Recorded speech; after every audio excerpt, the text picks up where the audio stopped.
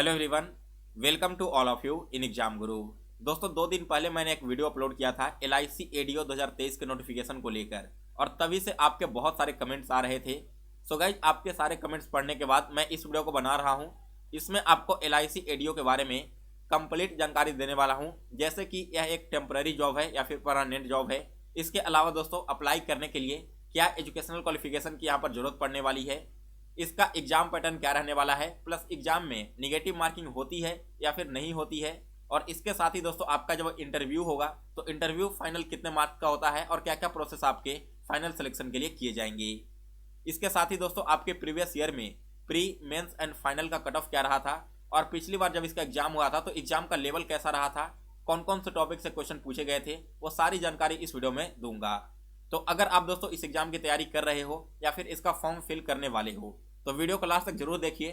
और दोस्तों जितने भी नए कैंडिडेट इस चैनल पर जुड़े हैं, आप सभी से रिक्वेस्ट है कि चैनल को सब्सक्राइब कर इसके बेल नोटिफिकेशन को ऑन कर लें, ताकि जब भी मैं बैंकिंग से रिलेटेड कोई वीडियो अपलोड करूं तो उसका नोटिफिकेशन सबसे पहले आप सभी तक पहुंच जाए। चलिए दोस्तों आज का वीडियो स्टार्ट करते हैं। सबसे पहले हम बात करेंगे कि LIC ADO का जॉब प्रोफाइल क्या है और दोस्तों क्या यह टेम्पररी जॉब है या फिर परमानेंट जॉब है। तो देखिए, LIC ADO में एक्चुअली होता क्या है ना, आपने देखा होगा अपने आसपास के गली मोहल्लों में कि LIC एजेंट्स घूमते हैं और वे क्या करते हैं, LIC का प्रीमियम सेल करते हैं, LIC का इंश्योरेंस सेल करते हैं अलग अलग लोगों को। तो दोस्तों ये जो एजेंट्स होते हैं ना, इन्हीं एजेंट्स को ट्रेन करना आपका काम होगा। एक्चुअली में सबसे पहले आपको खुद ट्रेनिंग दी जाएगी इसके बारे में, और जब आप ट्रेंड हो जाओगे तब आपका मुख्य कार्य यही रहेगा कि आप अलग अलग एजेंट्स को ट्रेंड करो, उसे इस तरह से मॉनिटर करो और देखो कि उनसे कितने इंश्योरेंस सेल हो रहे हैं। अब एक्चुअली में यहाँ पर होता क्या है कि अगर आपकी सेलिंग बहुत ज़्यादा डाउन हो जाती है तब इस कंडीशन में आपको फिर से ट्रेनिंग पीरियड पर भेज दिया जाता है। यहाँ पर आप देखोगे, अगर आप सेकंड वाले पॉइंट को, अप्रेंटिसशिप पीरियड, इसमें एक्चुअली होता क्या है कि जो भी आपके अप्रेंटिस डेवलपमेंट ऑफिसर होते हैं यानी कि ADO, इन्हें एक theoretical and field sales training के रूप में भेजा जाता है। जब ये अपना पीरियड कंप्लीट कर लेते हैं तो फिर इन्हें प्रोवेशन पर भेजा जाता है और प्रोवेशन कंप्लीट होने के बाद ही आपको प्रोजेक्ट डेवलपमेंट ऑफिसर बनाया जाता है। तो इससे पहले तक आपका मुख्य काम इसमें यही होता है दोस्तों कि आप अलग अलग एजेंट्स को नियुक्त करें प्लस उनसे अलग अलग इंश्योरेंस को सेल करवाएं। अब यहाँ पर दोस्तों बात हो रही है टेम्पररी एंड परमानेंट की। तो एक्चुअली होता क्या है कि जब तक आपके या प्रोवेशन पीरियड चलेंगे ना, इसके बीच में आपको कभी भी हटाया जा सकता है, लेकिन हटाया तभी जाएगा जब आप वहाँ पर सही से काम नहीं करोगे। तो अगर आपको पेमेंट मिल रही है, आप जॉब कर रहे हो, तो जाहिर सी बात है आप अपनी काम भी अपनी ईमानदारी से करोगे, तो यहाँ पर आपको टेंशन लेने की जरूरत नहीं है। इसके बारे में वैसे कैंडिडेट सोच सकते हैं जिनका पहले से कहीं पर सिलेक्शन हो चुका है, लेकिन अगर आपका अभी तक सिलेक्शन नहीं हुआ तो ये बात आप बिल्कुल दिमाग से हटा दो कि आपका टेम्पररी जॉब है या फिर परमानेंट जॉब है। फिलहाल आपको एक जॉब चाहिए, चाहे वो कोई भी हो। यहाँ पर दोस्तों आपको मैंने बता दिया कि आपका पूरी तरह से परमानेंट जॉब है, बशर्ते कि आप अपनी जो कार्य है, आपकी जो ड्यूटी है, वो उससे आप अच्छे से कंप्लीट करो। इसके बाद बात करते हैं क्वालिफिकेशन की। क्वालिफिकेशन को लेकर भी बहुत सारे कैंडिडेट पूछ रहे थे कि क्या परसेंटेज चाहिए इत्यादि वगैरह। तो देखिए, क्वालिफिकेशन में चाहिए an applicant from others category for recruitment as ADO in both urban and rural areas shall possess the bachelor's degree of a university in India established under a status or approved for the purpose or the fellowship of Insurance Institute of India Mumbai. यानी कि दोस्तों आपका किसी भी university से bachelor का degree होना चाहिए, आपके चाहे परसेंटेज कितने भी हो, इससे यहाँ पर कोई मतलब नहीं है। अगर आपके पास बैचलर का डिग्री नहीं है तब आपका फेलोशिप इंश्योरेंस का डिग्री होना चाहिए मुंबई से। अगर इनमें से आपने कोई भी एक डिग्री ले रखा है तब आप अप्लाई करने के लिए बिल्कुल एलिजिबल हो जाएंगे। आपकी अगर परसेंटेज लो भी है फिर भी यहाँ पर टेंशन लेने की जरूरत नहीं है, किसी भी तरह का परसेंटेज क्राइटेरिया नहीं रखा गया है। इसके बाद दोस्तों बात करते हैं एग्जाम पैटर्न की और प्री और मेंस एग्जाम में क्या क्या टॉपिक से क्वेश्चन पूछे गए थे। सबसे पहले तो दोस्तों आपका प्री एग्जाम जो होगा वो 3 सेक्शन का होगा, रीजनिंग, मैथ्स एंड इंग्लिश। लेकिन दोस्तों एक बात यहाँ पर ध्यान देने लायक है कि इंग्लिश का जो आपका पेपर है ना, वो केवल क्वालिफाइंग नेचर का होगा। इसका मार्क्स आपके प्री के कट ऑफ में ऐड नहीं होने वाला। सबसे पहले रीजनिंग आपका 35 क्वेश्चन 35 मार्क्स का 20 मिनट्स का टाइम दिया जाएगा। न्यूमेरिकल एबिलिटी का 35 क्वेश्चन 35 मार्क्स के एंड 20 मिनट्स का टाइम दिया जाएगा। एग्जाम का लेवल दोस्तों आप क्लरिकल लेवल का जो प्री देते हो ना, बिल्कुल उसी लेवल के क्वेश्चन आने वाले हैं। और आपका जो फाइनल कट ऑफ बनेगा वो आउट ऑफ 100 ना बनकर आउट ऑफ 70 बनेगा। अब आउट ऑफ 70 में यहाँ पर कट ऑफ क्या गए थे प्री में, वो मैं आपको आगे बताऊंगा। यहाँ पर देखिए स्टार लगा हुआ है ना इंग्लिश के ऊपर में, और नीचे लिखा भी गया है English language test will be of qualifying nature and the marks of English language will not be counted for ranking. तो यहाँ पर दोस्तों आपका प्री में केवल क्वांट और रीजनिंग पर आपको ज़्यादा फोकस करना है, जिससे कि आपका कट ऑफ क्लियर हो पाए। लेकिन इसका मतलब यह नहीं दोस्तों कि आपको इंग्लिश में बिल्कुल भी ध्यान नहीं देना, क्योंकि इंग्लिश का जो सेक्शनल कट ऑफ है ना, वो भी आपको क्लियर करना होगा। अदरवाइज अगर आप इंग्लिश के सेक्शनल कट ऑफ में फेल हो जाते हो तब भी आप ओवरऑल कट ऑफ क्लियर नहीं कर पाओगे। अब इंग्लिश का सेक्शनल कट ऑफ क्या था प्रीवियस ईयर का, वो मैं आपको आगे कट ऑफ के बारे में बताऊंगा, तब एक्सप्लेन कर दूंगा। बात कर लेते हैं प्री में क्वेश्चन क्या क्या पूछे गए थे और इसका लेवल क्या था। सबसे पहले देखिए रीजनिंग एबिलिटी है। रीजनिंग एबिलिटी में दोस्तों आपके अल्फा न्यूमेरिक सीरीज से टोटल 3 क्वेश्चन आए थे। 2019 की मैं बात कर रहा हूं, यहाँ पर लिख भी देता हूं मैं, 2019 का पैटर्न है। फिर इसके बाद आपके ब्लड रिलेशन से आपके 2 क्वेश्चन आए थे क्लर्कल लेवल के। इसके अलावा दोस्तों आपकी जो चाइनीज कोडिंग डिकोडिंग होती है ना, इससे टोटल 4 क्वेश्चन पूछे गए थे। फिर आपके इनोक्लिटी के टोटल 3 क्वेश्चन आए थे। और इसके अलावा एक आपकी जो नंबर बेस्ड अल्फा न्यूमेरिक होती है ना, उस पर आपके टोटल 5 क्वेश्चन पूछे गए थे। बाकी के दोस्तों आपके पजल्स थे। पजल्स में क्या क्या पूछा गया था, तो एक था आपका बॉक्स वेज पजल, इस पर टोटल 5 क्वेश्चन थे। फिर आपका एक आया था फ्लोर बेस्ड पजल, इसमें भी टोटल 5 क्वेश्चन पूछे गए थे। एक आपका था सर्कुलर अरेंजमेंट का, जिसमें इनसाइड फेसिंग थी, 5 क्वेश्चन पूछे गए थे। और एक था आपका कंपेरिजन बेस्ड पजल, इसमें टोटल 3 क्वेश्चन थे। कंपेरिजन बेस्ड पजल कहने का मतलब क्या है कि ए बी से बड़ा है लेकिन सी से छोटा है, इस प्रकार के जो हाइट वाले कंपेरिजन वाले क्वेश्चंस होते हैं वो यहाँ पर पूछा गया था। फिर बात करते हैं दोस्तों क्वांट के पेपर की। क्वांट में क्या क्या आया था 2019 में LIC एडीओ प्री में।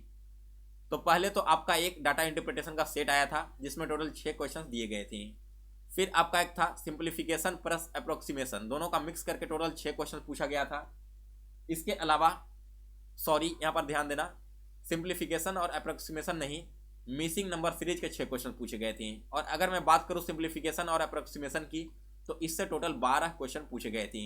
यानी कि अगर आप ध्यान दोगे तो स्पीड मैथ से आपके टोटल 24 क्वेश्चन आ गए हैं। और बाकी के जो 11 क्वेश्चन बचे थे ना, वो आपके 11 के 11 क्वेश्चन अरिथमेटिक चैप्टर से पूछे गए थे। तो यह था दोस्तों आपका क्वांट एंड रीजनिंग का एग्जाम पैटर्न।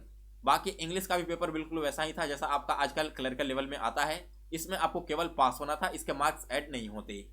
इसके बाद दोस्तों बात कर लेते हैं कि मेंस एग्जाम में कितने कैंडिडेट को कॉल किया जाता है। तो आपकी जितनी भी वैकेंसी होती है उसका 20 टाइम्स कैंडिडेट को मेंस एग्जाम के लिए कॉल किया जाएगा।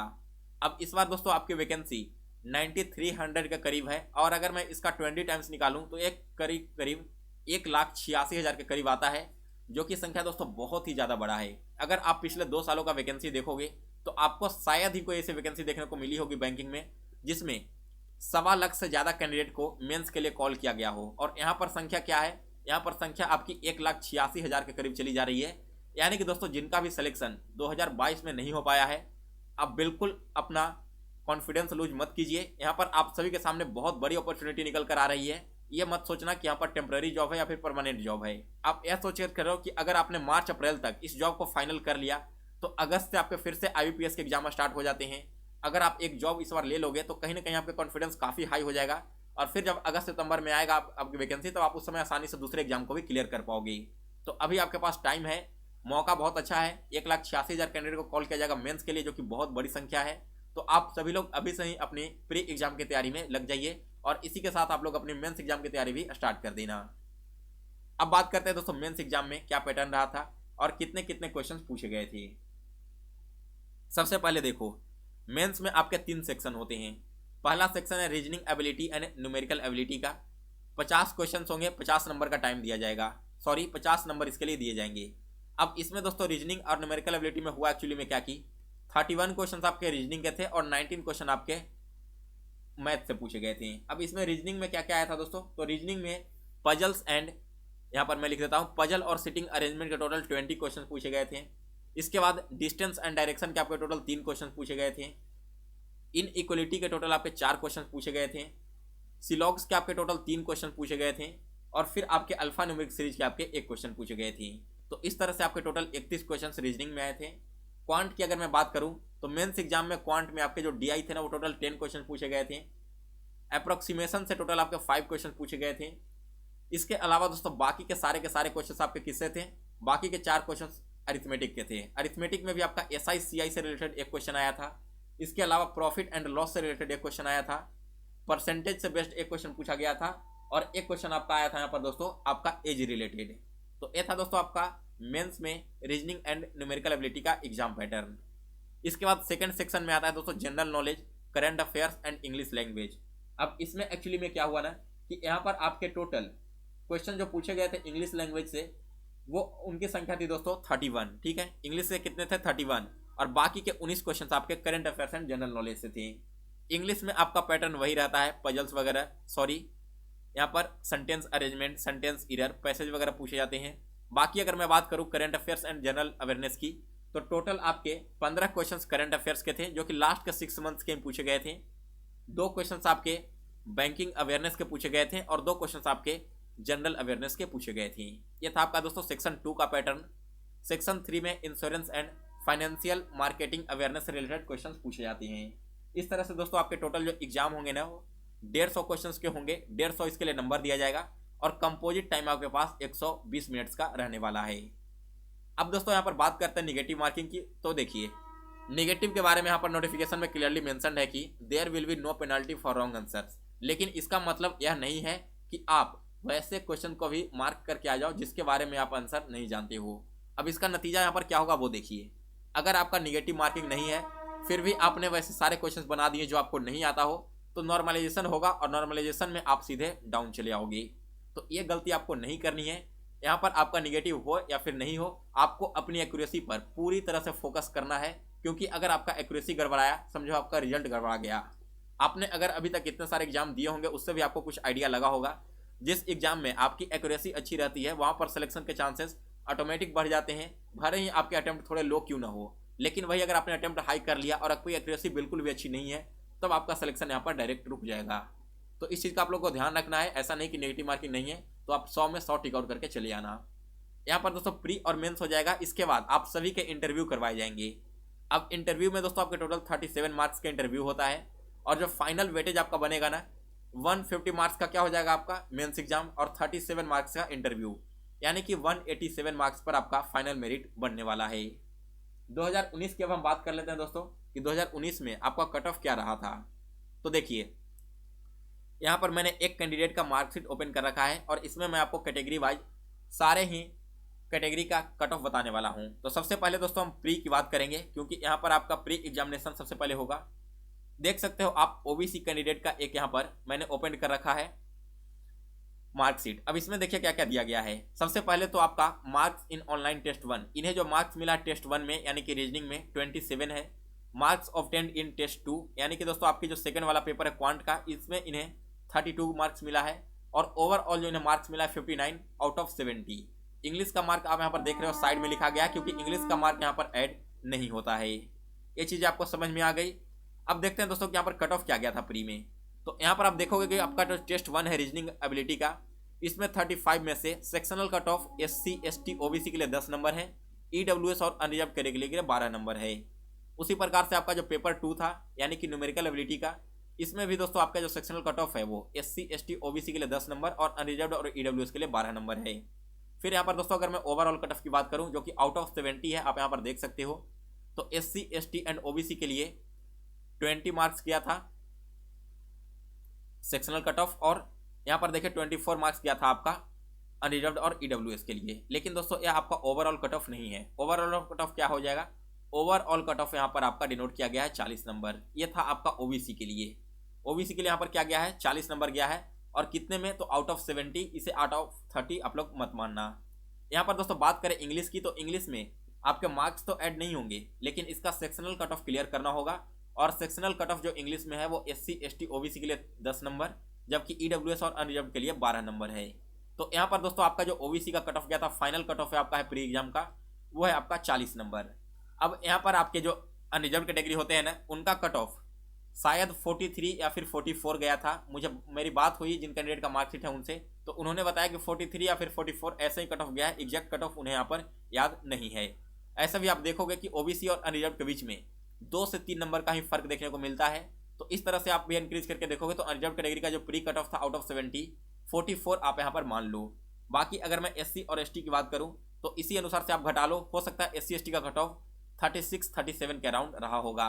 तो यहाँ पर मैं एक बार लिख देता हूँ, प्री एग्जाम में जो अनरिजर्व कैटेगरी का कट ऑफ गया था वो था आपका 43। OBC का कट ऑफ यहाँ पर आप क्लियरली मेंशन देख सकते हो 40 कट ऑफ गया था।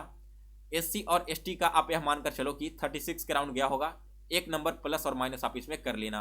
बाकी अगर मैं EWS की बात करूँ दोस्तों, तो EWS का कट ऑफ वैसे तो बैंकिंग एग्जाम में ज़्यादा कम जाता नहीं है लेकिन अगर आप इंश्योरेंस का एग्जाम देखोगे ना, तो इंश्योरेंस के एग्जाम में कहीं ना कहीं अनरिजर्व्ड से एक ही नंबर कम रहे, लेकिन कम आपको देखने को मिलता है। तो यहाँ पर मैं एक्सपेक्ट करके चल रहा हूँ कि आपका अगर 2019 में 43 गया था अनरिजर्व्ड कैटेगरी, तो ईडब्ल्यूएस का 41 या फिर 42 के अराउंड में गया होगा। यही था दोस्तों आपका कैटेगरी वाइज अलग अलग कट ऑफ। अब बात करते हैं दोस्तों मेंस एग्जाम की कि मेंस में आपका कट ऑफ क्या रहा था। तो देखिए, ये रहा आपका मेंस एग्जाम, टोटल 150 मार्क्स का होता है। सबसे पहले मैं यहाँ पर बात करता हूँ इनके मार्क्स की। तो पहला जो आपका पेपर होता है क्वांट एंड रीजनिंग का, जो कि 50 मार्क्स का है। इसमें से इनके जो मार्क्स आए हैं वो है 43। आप यहाँ पर मार्क्स देखकर ही बता सकते हो कि पेपर का लेवल काफ़ी ईजी रहा होगा। आई थिंक IBPS क्लर्क जैसा लेवल यहाँ पर देखने को मिला होगा पेपर का। ये रहा आपका। फिर आपका जो पेपर 2 है, जिसमें आपके करंट अफेयर्स हो गए, इसके अलावा आपकी इंग्लिश हो गई। इसमें भी आउट ऑफ 50 इनका मार्क्स आया 37, जो कि बहुत ही अच्छा नंबर है। और जो आपका पेपर 3 है जनरल इंश्योरेंस, इसमें आप इनके आए हैं 25 मार्क्स आउट ऑफ कितने, यहाँ पर 50। तो ओवरऑल अगर मैं देखूँ दोस्तों, तो यहाँ पर 150 में से इन्हें जो नंबर मिला है वो आपका मिला है 105। कट ऑफ की बात कर लें तो आपका जो पेपर 1 है रीजनिंग एंड क्वांट का, 50 में से SC ST और OBC को कम से कम 23 नंबर लाने थे, यानी कि सेक्शनल कट ऑफ 23 गया था। और EWS और अनरिजर्व्ड का सेक्शनल कट ऑफ 26 नंबर गया था। पेपर 2 की बात करूं GK और इंग्लिश की, तो SC ST और OBC को कम से कम 23 नंबर लाने होंगे, EWS और अनरिजर्व्ड को 26 नंबर लाने होंगे। फिर दोस्तों यहाँ पर आपका जो पेपर 3 है, पेपर 3 क्या हो जाएगा, यहाँ पर जनरल इंश्योरेंस। इसमें भी दोस्तों आपके जो नंबर लाने होंगे ना, यहाँ पर 23 हो जाएंगे SC ST एंड OBC के, और यहाँ पर EWS एंड अनरिजर्व्ड कैटेगरी को 26 नंबर लाने थी। तो आप देख सकते हो कि हमारा जो पेपर 3 है जनरल इंश्योरेंस का, यह भी आपके एग्जाम में बहुत बड़ा रोल प्ले करने वाला है। अगर आप इस कैंडिडेट का देखोगे तो पेपर 3 में केवल 25 मार्क्स हैं। अगर वे अनरिजर्व्ड कैटेगरी से बिलोंग करते हैं तो ओवरऑल कट ऑफ क्लियर करने के बावजूद भी इनका सिलेक्शन नहीं हो पाता, लेकिन वे OBC कैटेगरी से हैं और OBC का सेक्शनल कट ऑफ केवल 23 गया था, इसलिए इनका यहाँ पर फाइनल सिलेक्शन हो गया। तो आप लोग सेक्शनल कट ऑफ को बिल्कुल भी नजरअंदाज मत करना। आप यहाँ पर देख रहे हो कि इसका नतीजा क्या देखने को मिल सकता है। तो इस तरह से दोस्तों आपका जो आउट ऑफ 150 है, इसमें से sectional cut off SC ST OBC का 69 था और अनरिजर्व्ड और EWS का 78 था। यहाँ पर अगर मैं ओवरऑल कट ऑफ की मैं बात करूँ तो ओवरऑल कट ऑफ देखिए कितना है। OBC के लिए 150 में से जो मेंस का कट ऑफ गया था इंटरव्यू सिलेक्शन के लिए वो है 72। और मेरी बात हुई जैसे उनसे और उन्होंने बताया कि अनरिजर्व्ड कैटेगरी का यहाँ पर जो कट ऑफ है ना वो 81 गया था। तो EWS का आप यह एक्सपेक्ट करके चल सकते हो दोस्तों कि EWS का जो कट ऑफ है वो कहीं ना कहीं 75 से 76 के अराउंड हमें देखने को मिला होगा। और अगर मैं SC और ST की बात करूं तो SC ST का कट ऑफ जो है वो यहाँ पर कहीं ना कहीं 65 से 68 के बीच में देखने को मिला होगा। तो ये था दोस्तों आपका मेंस का कट ऑफ। इसके बाद दोस्तों आपकी 37 मार्क्स के इंटरव्यू होते हैं। तो इंटरव्यू में यहाँ पर इन कैंडिडेट का अगर मैं बात करूँ तो 105 मार्क्स हैं आपके मेंस में, प्लस इनके 26 मार्क्स मिले थे इंटरव्यू में। टोटल अगर मैं यहाँ पर से मार्क्स कैलकुलेट करूंगा तो 131 मार्क्स है और इनका फाइनल सिलेक्शन हो चुका था। तो यहाँ पर दोस्तों ओवरऑल कट ऑफ तो अभी तक पता नहीं चल पाया है, क्योंकि 2019 का कट ऑफ कहीं पर भी अवेलेबल नहीं है। बहुत खोजने के बाद मुझे यह मार्कशीट के बारे में पता चला और इससे निकालकर मैंने आपको प्री एंड मेंस का कट ऑफ बताया है। लेकिन मैं आपको एक मोटे तौर पर आइडिया दे देता हूँ कि आपको फाइनल सिलेक्शन के लिए कितने नंबर लाने होंगे। अगर आप इनका स्कोर देखोगे तो देखकर साफ पता चल रहा है कि अगर इस बार भी पेपर का लेवल वैसा ही रहता है तो 100 प्लस स्कोर करना आउट ऑफ 150 कोई बड़ी बात नहीं है। आप केवल सेक्शनल कट ऑफ निकालोगे ना, इसी में आपका 100 प्लस चला जाएगा। बाकी अगर इंटरव्यू की बात करूं तो इंटरव्यू में अगर आप 20 प्लस भी अटेम्प्ट कर लेते हो, यानी कि ओवरऑल अगर आपके 120 प्लस मार्क्स आ जाते हैं, तब आपका सिलेक्शन का बहुत अच्छा चांस है। और इस बार की वैकेंसी भी काफ़ी रहने वाली है, तो हो सकता है कि आपका कट ऑफ भी डाउन जाए अगर आपकी वैकेंसी इंक्रीज होती है तो। सो गाइस, ये था आपका overall complete details LIC ADO job profile 2023 के बारे में। अगर आपको यह वीडियो पसंद आया हो तो इसे लाइक और शेयर करें। इसके अलावा दोस्तों आपको और भी किसी भी एग्जाम के रिलेटेड कोई भी डाउट या क्यूरीज आपके मन में है तो आप हमें कमेंट कर देना। एक बार आपके सारे कमेंट्स पढ़ने के बाद मैं उससे रिलेटेड एक सेपरेट वीडियो बनाकर अपलोड कर दूंगा। मिलते हैं दोस्तों फिर से नेक्स्ट वीडियो में, तब तक के लिए आप सभी को प्रिपरेशन के लिए बेस्ट ऑफ लक।